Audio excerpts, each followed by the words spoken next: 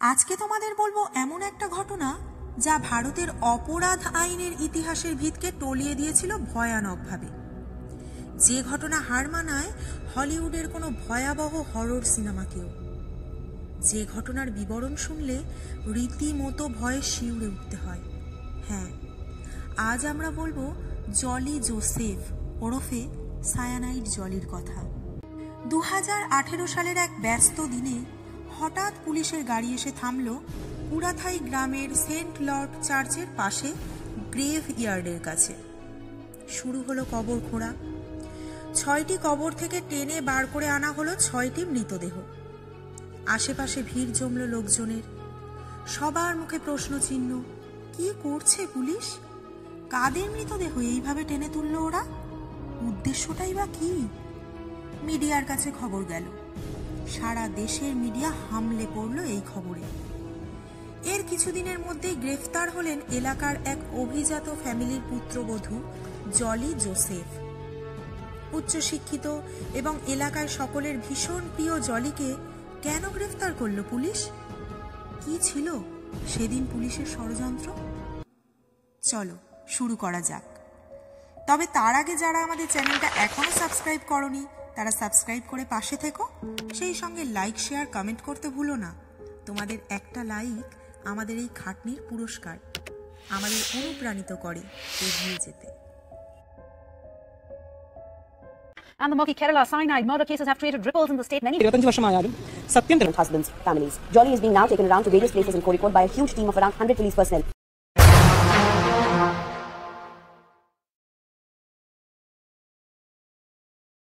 এই ঘটনার সব থেকে গুরুত্বপূর্ণ অংশ হলো জলি জোসেফ। তাই আমরা ঘটনাটা জলি জোসেফের জীবন থেকেই শুরু করব। জলি কাট্টাপান্না শহরে থাকতেন, যেটা কেরালার এডুকি জেলায় অবস্থিত। জলির মা বাবা কৃষক ছিলেন এবং জলি এরকম একটা ফ্যামিলিতে থেকে খুশি ছিলেন না, যেখানে রুজি রুটির জন্য সবাইকে কিছু না কিছু কাজ করতে হতো। জলি ছিল ভীষণভাবে উচ্চাভিলাষী এবং তার জীবনের সমস্ত চাহিদা এই ফ্যামিলিতে থেকে পূরণ হওয়া এক প্রকার অসম্ভব ছিল। সময়ের সাথে সাথে জলির প্রেম হয় রয় নামের একটি ছেলের সাথে। রয় ছিল কেরালার কুরাথাই গ্রামের পুন্নামাথাম নামে ভীষণ অভিজাত একটি পরিবারের ছেলে এবং আশপাশের অঞ্চলে তাদের বেশ প্রতিপত্তি ছিল। এখানে আমরা জেনে নেব রয়ের পরিবারের অন্য সদস্যদেরও। রয়ের বাবা ছিলেন টম থমাস, মা আনম্মা থমাস। এছাড়া রয়ের একটি ভাই আর বোন ছিল, যারা হলেন রোজো আর রঞ্জি। আনম্মা ছিলেন একজন শিক্ষিকা। টমও একটি এডুকেশন ডিপার্টমেন্টে চাকরি করতেন। সেই কারণেই এই ফ্যামিলিতে শিক্ষার গুরুত্ব ছিল যথেষ্ট। রোজও চাকরি সূত্রে আমেরিকায় থাকতেন। কিছুদিন পর রয় বাড়িতে জানিয়ে দিলেন যে সে জলিকে বিয়ে করতে চায়। যদিও খুব স্বাভাবিক কারণেই রয়ের বাবা টমের এই বিয়েতে আপত্তি করেছিলেন, কিন্তু রয়ের জোড়াজুড়িতে শেষ পর্যন্ত তিনি রাজি হয়ে গেলেন। 1997-এ বিয়ে হয় রয় এবং জলির। বিয়ের দিন মুষলধারে বৃষ্টি পড়ছিল। কেরালার কিছু কিছু কালচারে যেটাকে খুবই অশুভ বলে ধরা হয়। এই বিশ্বাসের বাস্তবতা কতখানি তা বলতে পারবো না, তবে পুন্নামাথাম পরিবারে আগামী সময়টা নিঃসন্দেহে ছিল গভীর ভয়াবহ। যেহেতু জলি ব্যক্তিগত জীবনে ভীষণ হাসি খুশি এবং মিশুকে একজন মেয়ে, তাই তার সময় লাগলো না পরিবারের সকলের কাছে প্রিয় হয়ে উঠতে। জলি এমকম পাশ হওয়ায় আনাম্মা মানে তার শাশুড়ি চাইতেন জলি কিছু একটা চাকরি করুন, কিন্তু জলি কিছুতেই চাকরি করতে রাজি ছিলেন না। কিছুদিন পর রয় এবং জলির একটি ছেলে হলো, যার নাম রাখা হলো রেমো। কিন্তু তখনও আনাম্মা চাইতেন জলি যেন একটা চাকরি জয়েন করেন। ধীরে ধীরে এই ব্যাপারটা এক প্রকার ঝগড়ার পর্যায়ে চলে গেল। আনাম্মা চাইছিলেন জলির চাকরির ব্যাপারে তিনি জলির বাবার সঙ্গে একবার কথা বলবেন, আর সেটাই জলি কোনোভাবে মেনে নিতে পারলেন না। জলি কেন এত উচ্চশিক্ষিত হয়েও চাকরি করতে চাইছিলেন না, সে ব্যাপারে রয়ে গেল ধোঁয়াশা। 2002 রোজকার মতো মর্নিং ওয়াক সেরে এসে এক গ্লাস জল খেতেই আনাম্মা হঠাৎ খুব শরীর খারাপ অনুভব করলেন। তিনি বললেন, আমার মনে হচ্ছে আমি যেন এই মুহূর্তে মারা যাব। পরিবারের সবাই তাকে সঙ্গে সঙ্গে হসপিটালে নিয়ে গেলেন, কিন্তু শেষ রক্ষা হলো না। হসপিটালে পৌঁছানোর কিছুক্ষণ পরেই তার মৃত্যু হলো। মনে করা হলো বয়সজনিত কারণে বোধহয় তিনি হার্ট অ্যাটাক করে মারা গেছেন, তাই এক্ষেত্রে করা হলো না কোনো রকম পোস্টমর্টেম।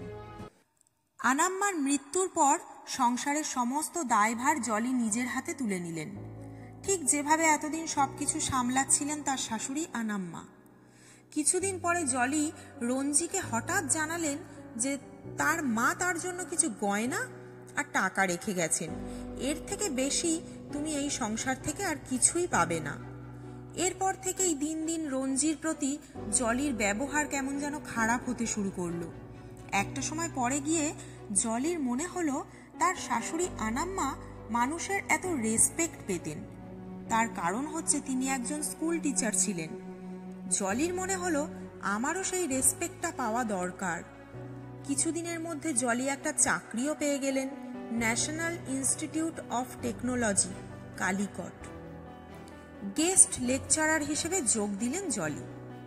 সত্যি সত্যি জলির চাকরি হওয়ার পর আশেপাশের লোকেদের মধ্যে তার প্রতি রেসপেক্ট অনেকটা বেড়ে গেল, কারণ জলি একার হাতে সংসারও সামলাচ্ছিলেন, আবার চাকরিও করতে শুরু করেছিলেন, ঠিক যেটা করতেন তার শাশুড়ি মা। 2005 সালে রঞ্জির বিয়ে হয় এবং রঞ্জি নিজের বরের সাথে কলম্বোতে শিফট হয়ে যায়। 2007-এ রঞ্জির বাবা কলম্বোতে যান মেয়ের কাছে। রঞ্জি লক্ষ্য করেন বাবার শারীরিক অবস্থা বেশ খারাপ হয়েছে। জিজ্ঞাসা করে জানতে পারে MS ম্যাথিউ এর সঙ্গে জলির একটু ঘনিষ্ঠতা বেড়েছে। এই ম্যাথিউ ছিলেন আনাম্মার বড় ভাইয়ের ছেলে, যিনি একটি সোনার দোকানে সেলসম্যানের কাজ করতেন। টম ফিরে আসার পরে জলির সাথে ম্যাথিউকে নিয়ে ঝামেলাটা দিন দিন বাড়তে লাগলো। টম নিজের শারীরিক অসুস্থতার জন্য বিশেষ কিছু ওষুধ খেতেন। 2008 সালের 26শে আগস্ট এক সন্ধ্যায় জলি টমকে রোজকার মতোই ওষুধ দেন। ওষুধটা খাওয়ার পরেই টম ভীষণ রকম অসুস্থ বোধ করেন এবং বাথরুমের কাছে বেসিনের সামনে পড়ে যান।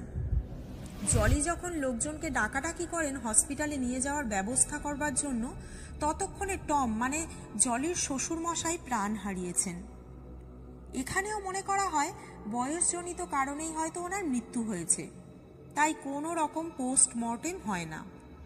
সেই দিন টমের শোকযাত্রায় একটা অদ্ভুত বিষয় অনেকে লক্ষ্য করেন, সেটা হলো জলিকে ওই দিন ম্যাথিউর সঙ্গে অনেকক্ষণ নিজেদের মধ্যে কথাবার্তা বলতে দেখা যায়।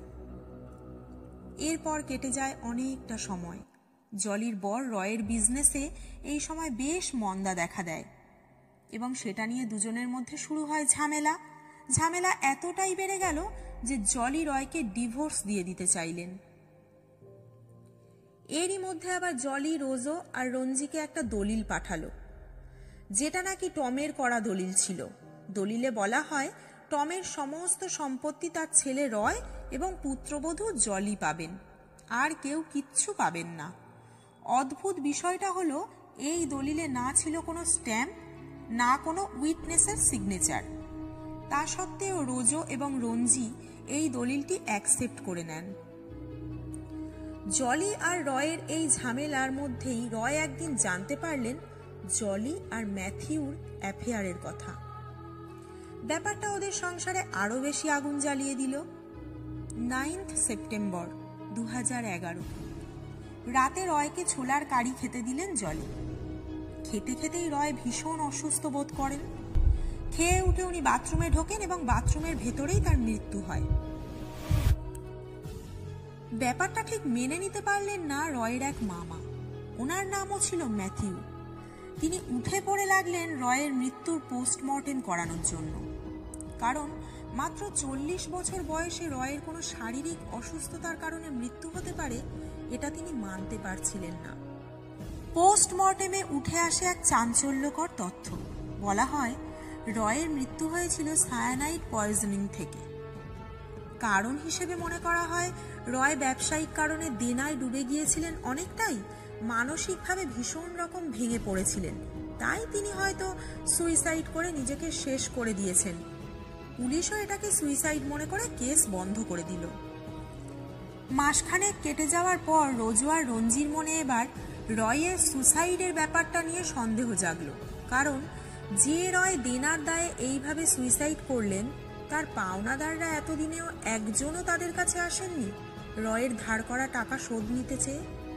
2012 সালে কিছু কাগজপত্র বানিয়ে জলি নিজের শ্বশুরবাড়ির প্রপার্টি সম্পূর্ণ নিজের নামে করে নিতে চাইলে রোজো আর রঞ্জি লিগ্যাল স্টেপ নিয়ে সেটাকে কোনো রকমে আটকে দেন। রয়ের মামা ম্যাথিউয়ের সন্দেহের তীরও জলির দিকেই যায়। এর মধ্যে তিনিও জেনে যান জলির সাথে ম্যাথিউর সম্পর্কের ব্যাপারটা। শুরু হয় জলির সাথে এই বিষয় নিয়ে ঝামেলা। জলি ভীষণভাবে বিরক্ত হয়ে পড়েন এই ব্যক্তির ওপর। 2014 সালে 24শে ফেব্রুয়ারি ম্যাথিউ ড্রিঙ্ক করতে করতে একই রকমভাবে অসুস্থ হয়ে পড়েন এবং কিছুক্ষণের মধ্যেই মারা যান। এক্ষেত্রে সবাই মনে করেন বয়সজনিত কারণেই তার মৃত্যু হয়েছে, কোনো রকম পোস্টমর্টেম হয় না। আশেপাশে ছড়িয়ে পড়ল এই যে পরিবারের ওপর কোনো অশুভ আত্মার প্রকোপ পড়েছে, তাই একটার পর একটা এমন অস্বাভাবিক মৃত্যু হচ্ছে এই পরিবারের লোকজনদের। কেটে গেল বেশ কিছু দিন। জলি নিজেকে গুছিয়ে নিতে শুরু করলেন। এই সময় জলির আরেকটি ছেলেকে ভালো লেগে গেল, যার নাম সাজু সারখারিয়া। ইনি ছিলেন রয়ের কাকাতো ভাই। সাজু ছিলেন একজন স্কুল টিচার এবং তার সম্পত্তির পরিমাণও ছিল বেশ ভালো। কিন্তু সমস্যা ছিল অন্য জায়গায়। সেটা হলো সাজু ছিলেন বিবাহিত, স্ত্রীর নাম সিলি, এবং তাদের আলফাইন নামে একটি 2 বছরের কন্যা সন্তানও ছিল। সেই বছরে সাজুর বাড়িতে একটা অনুষ্ঠান ছিল। অনুষ্ঠানে উপস্থিত সকলে নিজেদের মতো করে আনন্দে মেতেছিলেন। সেই সময় আলফাইনের মাসি আলফাইনকে খাওয়াতে গিয়ে দেখেন আলফাইন অদ্ভুতভাবে নিস্তেজ হয়ে পড়েছে হঠাৎ করে। সঙ্গে সঙ্গে তাকে হসপিটালে নিয়ে যাওয়া হলে কিছুক্ষণ ভেন্টিলেশনে রাখার পর আলফাইনের হসপিটালেই মৃত্যু হয়। সন্তানের মৃত্যুতে ভীষণভাবে ভেঙে পড়েন সিলি। এমন সময় জলি তাকে বিভিন্নভাবে সান্ত্বনা দিয়ে মানসিকভাবে চাঙ্গা রাখার চেষ্টা করেন। দুজনের মধ্যে গড়ে ওঠে ভালো সম্পর্ক। জলির কথা মেনে নিজেকে ডিপ্রেশন থেকে বার করে আনার জন্য মাশরুম নামে একটি ক্যাপসুল খেতে শুরু করেন সিলি। 2016 সালের 11ই জানুয়ারি জলি সেদিন নিজের হাতে সিলিকে মাশরুম ট্যাবলেট দেন, যেটা খাওয়ার পর সিলি ভীষণ রকম অস্বস্তি বোধ করতে থাকেন। প্রায় চোখ উল্টে যায়, সারা শরীর ছটফট করতে থাকে এবং মৃত্যু হয় সিলির। এক্ষেত্রে কোনো রকম পোস্টমর্টেম হয় না, কারণ সিলির বর সাজু পোস্টমর্টেমে আপত্তি জানান। তিনি বলেন তাদের বংশে কারো কখনো পোস্টমর্টেম হয়নি, তাই এক্ষেত্রেও কোনো রকম পোস্টমর্টেম হবে না। মাত্র 14 বছরে একই পরিবারের মধ্যে 6টা মৃত্যু, এটা নেহাতই স্বাভাবিক ঘটনা নয়। 2017তে জলি বিয়ে করে নেন সাজুকে। বিয়ের খবর রঞ্জির কানে পৌঁছতেই তার সন্দেহ আরও দৃঢ় হয়ে যায় জলির ওপর। কিছুদিন পর রঞ্জির মনে পড়ল তিনি লক্ষ্য করেছিলেন সিলির মৃত্যুর শোক সভায় জলি একটু অদ্ভুত রকমের অ্যাক্টিভ ছিলেন এবং সব কাজ কেমন নিজে থেকে সামলাচ্ছিলেন। জলির চোখে মুখে একটা অদ্ভুত খুশির ছাপ ছিল সেই দিন। রঞ্জি নিজের ভাইয়ের পুরনো পোস্টমর্টেম রিপোর্টটি খুলে আরও একবার চোখ রাখলেন। সেখানে সায়ানাইড পয়জনিং এর সাথে আরও একটি কথা তার নজরে পড়ল। সেটি হলো রয়ের পেটে আনডাইজেস্টেড ছোলা কারি ছিল, যেটা আনুমানিক রাত 8:30 নাগাদ খাওয়া হয়েছিল। অথচ জলি তাদের বলেছিলেন সেই দিন রয় দুপুরে 3:30টার সময় লাঞ্চ করেছিলেন এবং তারপর তিনি আর কিচ্ছু খাননি। তিনি অনুমান করলেন জলি নিশ্চয়ই কিছু একটা ব্যাপার ঘটাচ্ছেন। শুরু হলো পরবর্তী পদক্ষেপ। 2018তে রোজো থমাস এই সমস্ত তথ্য নিয়ে আমেরিকা থেকে দেশে ফিরে এলেন। সমস্ত তথ্য দিলেন পুলিশকে। পুলিশ প্রথমে তদন্তে নামতে রাজি ছিলেন না, কিন্তু টনক নড়ল রোজোর জোগাড় করা এক তথ্যের ভিত্তিতে। রোজো নিজের সূত্র মারফত যোগাযোগ করেছিলেন এনআইটি কলিকটে। সেখান থেকে জানতে পারেন জলি সেখানে কখনো কোনোদিন কোনো চাকরিই করেননি। তার আইডি কার্ডটাও ফেক। রোজোর এই দলিলের ওপর ভিত্তি করে পুলিশ চালু করলো তদন্ত। পুলিশের হাতে এলো আরো একটি চাঞ্চল্যকর তথ্য। সেটি হলো জলি আসলে এমকম পাস নন, তিনি কলেজে ফার্স্ট ইয়ারে ফেল করা স্টুডেন্ট। সেই হিসেবে জলি ছিলেন ক্লাস 12 পাস। জলির শ্বশুরমশাই টম যেহেতু এডুকেশন ডিপার্টমেন্টে কাজ করতেন, জলি সেখান থেকেই সবার অগোচরে নিজের নামে কিছু জাল সার্টিফিকেট বার করে নিয়েছিলেন মাস্টার ডিগ্রির। রঞ্জি এবং রোজোর সম্মতিতে পুলিশ মৃত্যু হওয়া 6 জনেরই দেহ তুলে আনলো কবর খুঁড়ে। পুলিশের উদ্দেশ্য ছিল এই সমস্ত মৃতদেহের উপর কেমিক্যাল পয়জনিং করে সায়ানাইডের প্রমাণ খুঁজে বার করা হবে। মামলার গভীরতার কারণে বিশ্বের কয়েকজন তাবড় ফরেনসিক সায়েন্টিস্টকেও নিযুক্ত করা হয় এই কেসে। খবর ছড়িয়ে পড়ল মিডিয়ায়। প্রতিবেশীরা ভাগ হয়ে গেলেন 2 ভাগে। কারো মনে হলো জলি খুনি, আবার কেউ মনে করছিলেন রোজো আর রঞ্জি সম্পত্তি নিয়ে বিবাদের কারণে ইচ্ছাকৃতভাবে এইসব করছেন। 2019-এর 5 অক্টোবর পুলিশের কাছে থাকা প্রমাণ এবং সন্দেহের ভিত্তিতে গ্রেফতার হলেন জলি। পুলিশ তদন্ত করে জলির ঘর থেকে একটি সায়ানাইডের কৌটো উদ্ধার করে। কিন্তু প্রশ্ন হলো, সায়ানাইড জলির কাছে এলো কিভাবে? সায়ানাইড তো সাধারণত যে কোনো মানুষের পাওয়ার কথা নয়। জলিকে সায়ানাইড দিয়েছিলেন ম্যাথিউ, যার সাথে জলির অ্যাফেয়ার ছিল। সোনার দোকানে যেহেতু সায়ানাইড ইউজ করা হয় এবং ম্যাথিউ কাজ করতেন সেখানে, সেই কারণে তিনি জলিকে খুব সহজেই সায়ানাইড এনে দিতে পেরেছিলেন। পুলিশ ম্যাথিউকে গ্রেপ্তার করেছে ঠিকই, কিন্তু তার কাছ থেকে বিশেষ কিছু তথ্য পাওয়া যায়নি যাতে প্রমাণ হয় সে এই ঘটনার সাথে সম্পূর্ণ জড়িত আছে। যদিও এখনো পর্যন্ত এটা প্রমাণ করা যায়নি যে এই খুনগুলো সব জলিই করেছেন। জলির লয়ার বিএ আলুরের মতে হতে পারে সম্পত্তির জন্য অন্য কেউ ফাঁসাতে চাইছেন জলিকে। তার ঘরে যে সায়ানাইডের কৌটো পাওয়া গেছে সেটা হয়তো ওখানে অন্য কেউ রেখেছেন। পোস্টমর্টেম রিপোর্ট শুধু রয়ের হয়েছিল। রয় যে নিজে থেকে সায়ানাইড নিয়ে সুইসাইড করেনি এটাও এখনো প্রমাণিত নয়। যদিও রঞ্জির কথায় তিনি যখন জেলে জলির সঙ্গে দেখা করতে গিয়েছিলেন, জলি তার কাছে স্বীকার করেছেন যে পরিস্থিতিতে পড়ে তার থেকে এই ভুলগুলো হয়ে গেছে। যদিও জলির এই স্বীকারোক্তির কোনো প্রমাণ নেই। জলি পুলিশের কাছেও একইভাবে এই 6টি খুনের দায় স্বীকার করেছিলেন। সেই সঙ্গে প্রাচী কুমার নামে একজনকে এই কেসে পুলিশ গ্রেপ্তার করেছে। ম্যাথিউ এই প্রাচী কুমারের সাহায্যেই সোনার দোকান থেকে সায়ানাইড নিয়ে জলিকে দিয়েছিলেন।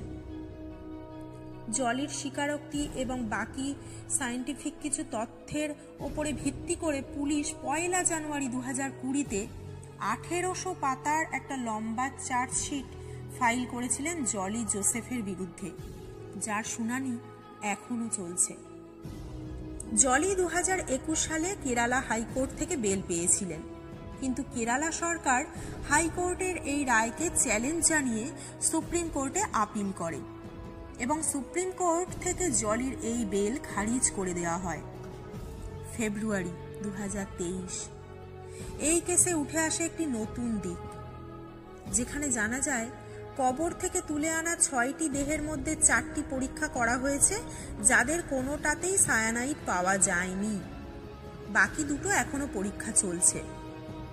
যদিও পুলিশের মতে এত বছর পরে কবর থেকে তোলা দেহ থেকে সায়ানাইড না পাওয়াটাই স্বাভাবিক, তবে পুলিশ কাস্টাডিতে করা জলির নিজের স্বীকারোক্তি এবং বাকি প্রমাণের ভিত্তিতে তারা নিশ্চয়ই জলিকে এই জঘন্য অপরাধের উপযুক্ত সাজা দিতে পারবে। যদিও পুলিশ কাস্টাডিতে দেওয়া বয়ান কোর্টে অ্যাকসেপ্ট করা হয় না, সেক্ষেত্রে জলিকে পুলিশ কিভাবে এবং কতদিনে দোষী প্রমাণ করে এই রহস্যের কিনারা করতে পারবে সেটাই এখন দেখার। এই ঘটনাটা আমরা তুলে ধরেছি নিজেদের কিছু রিসার্চ, কিছু ভারতীয় মিডিয়া রিপোর্ট এবং নেটফ্লিক্সে তৈরি করা ডকুমেন্টারি কারি অ্যান্ড সায়ানাইডের ওপর ভিত্তি করে। প্রকৃত ঘটনার সাথে এর হুবহু মিল নাও থাকতে পারে। তোমাদের মতে সায়ানাইড জলির দোষ প্রমাণিত হলে তার কিরকম শাস্তি হওয়া উচিত কমেন্টে জানিও। সেই সঙ্গে জানিও আজকের এই পর্বটা তোমাদের কেমন লাগলো। ভালো থেকো। ফিরে আসছি আরও একটা ইন্টারেস্টিং পর্ব নিয়ে।